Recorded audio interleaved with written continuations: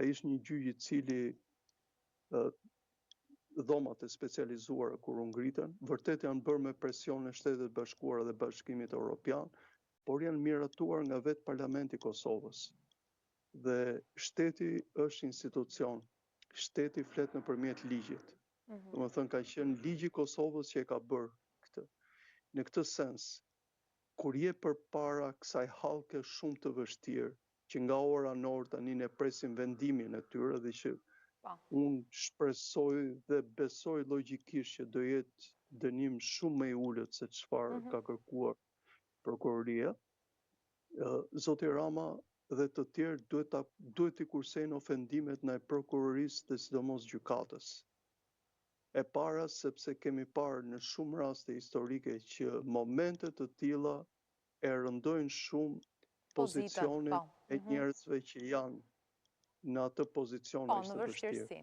Domethënë është shumë e lehtë këtu ku jemi ne në liri që të mbajmë pozicione, të paragjykojmë, por njerëzit të cilët kanë në dorë fatin e tyre janë qenie emocionale, paçka se janë të ftohtë prej profesionit, prej punës, prej detyrës, prej misionit, por janë të ndikueshëm nga mënyra se si besoj sillen ose drejtohen argumenta nga personazhe të pozicioneve shumë të larta.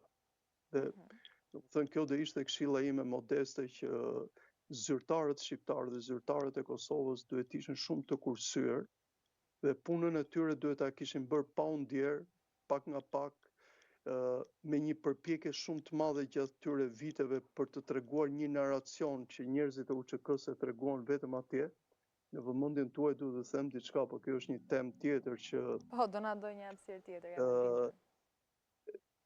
Ju e pat që mbrojtja u adresua drejt asaj që lufta UÇK-s ka qenë një luftë, ashtu siç ne e dim, luftë shpëtimtare për njerëzit, luftë çliruese, por nuk ka pasur kokë drejtuese.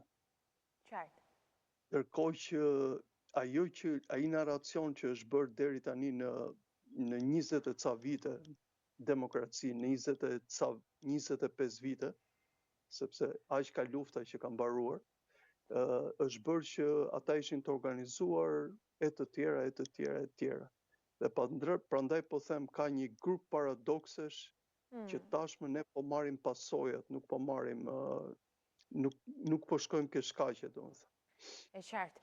Zoti Andoni, nëse më lejon, meqense përmenda paralelisht edhe kryeministrin Edi Rama, një zhvillim tjetër që për ne konsiderohet I rëndësishëm, ndoshta thjesht për të hedhur hije dyshimi, disa për ta përdorur për arsye politike, disa për arsye nga më të ndryshmet pra.